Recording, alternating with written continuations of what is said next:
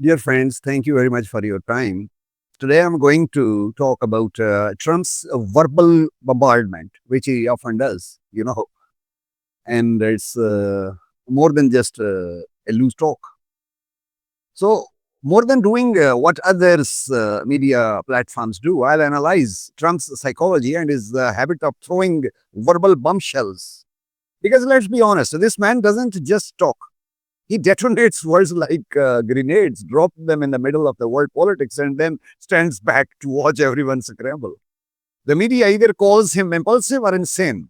I disagree. I think there is a method in the madness. Trump knows exactly what he's doing. He throws out statements that sound outrageous, impossible, even laughable, but they shift the ground. They force adversaries to react.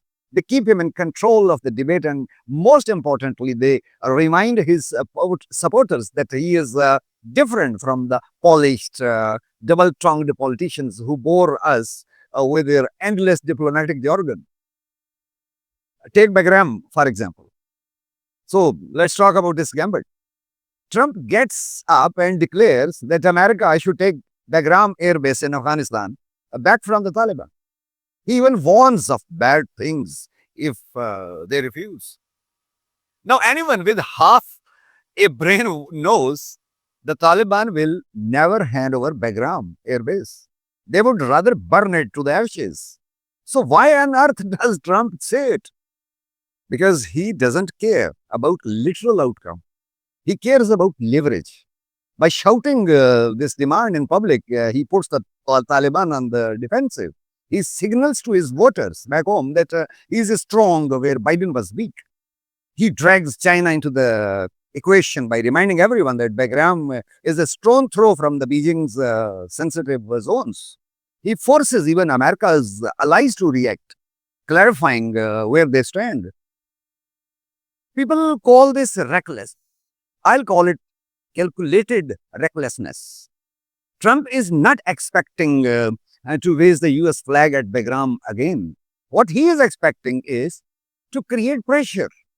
Maybe the Taliban cuff up some intelligence cooperation. Maybe they loosen their grip on mineral deals. They are doing it with China.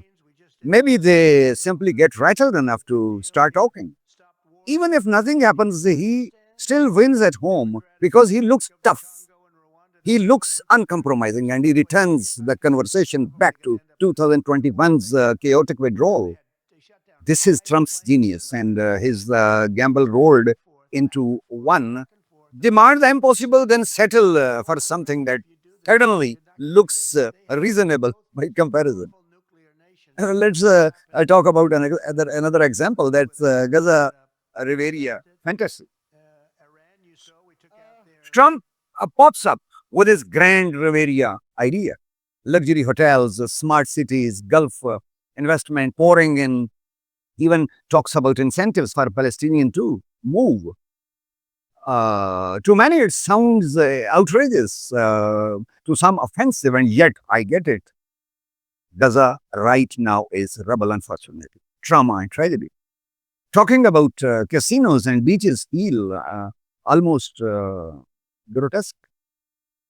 But again, Trump's not playing the same game others are. He wants to shock. That's his psychology.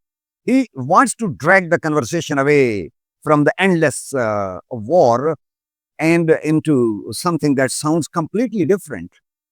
Money, real estate, tourism. It's insane on the surface, but it plants a seed. Gulf states start imagining the profits. Israel hears the reconstruction could come with some American oversight that they desperately need. Palestinians hear the insult, but also acknowledge that Gaza could be rebuilt, not just endlessly bombed.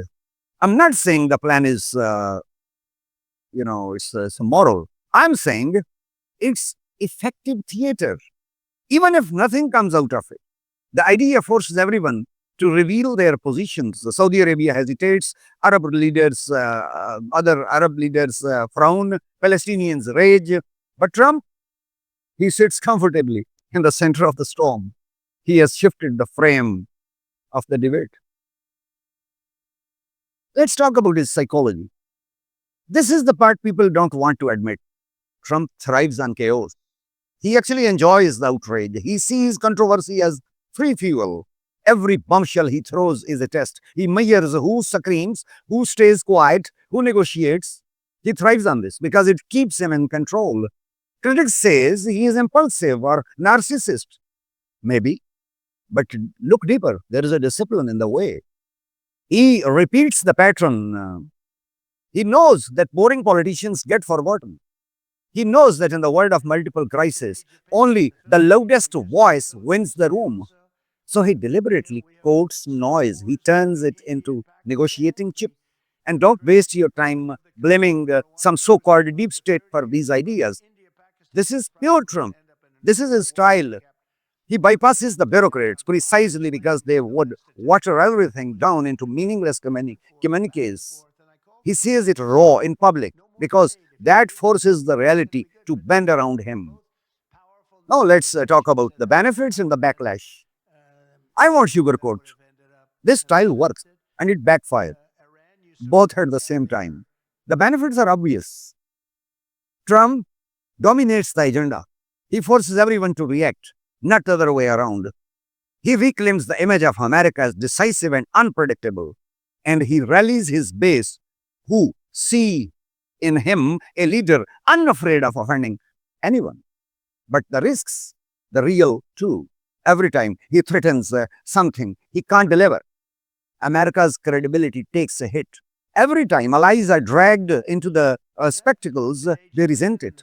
And every time adversaries realize that his bark is louder than his bite, they adjust accordingly. It's a tightrope act. One wrong word and a verbal bombshell can turn into a diplomatic disaster and even a military escalation. That's the gamble he plays. Now, I talk about my take on this.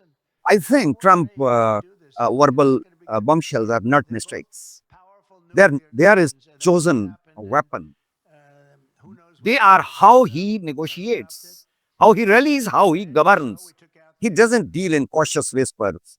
He deals in explosions. Sometimes they work, sometimes they didn't. But they keep him in control of the conversation. So when he demands Bagram, I don't laugh. I see a man creating pressure out of thin air. When he dreams up Gaza Riviera, I don't dismiss it as lunacy. I see him throwing a beacon into the fire and watching who burns and who bends. Is it risky? Absolutely. Reckless, often, but ineffective. No, in his hands, words are weapons.